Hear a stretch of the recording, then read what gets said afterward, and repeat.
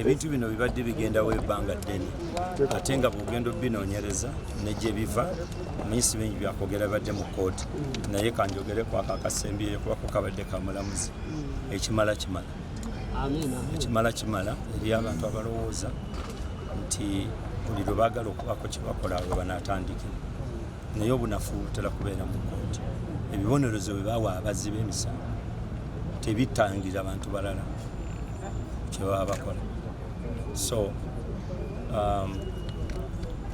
kubadde okusaba kwange eri omulamuzi omusabye otya musabye eki musabye nti ku mulundi guno abawawaabirwa bebanga baba basanze nga gubasse mu vi ekibonerezo kye babawa kibe nga kijja kutangira abalala obutakola ekyo ekiruma ennyo nti abaana bano baali bavuddeyo nga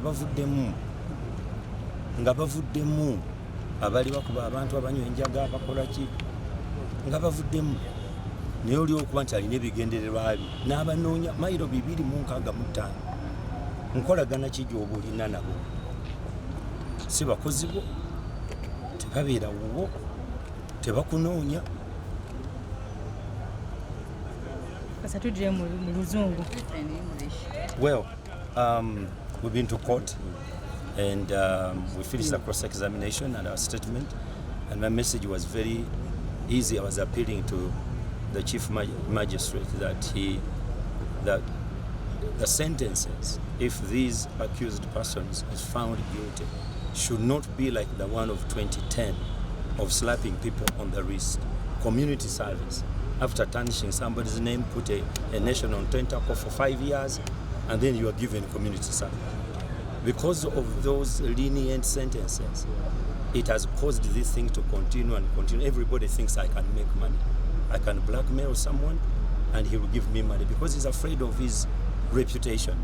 But well, I've been there before. What else has not been said?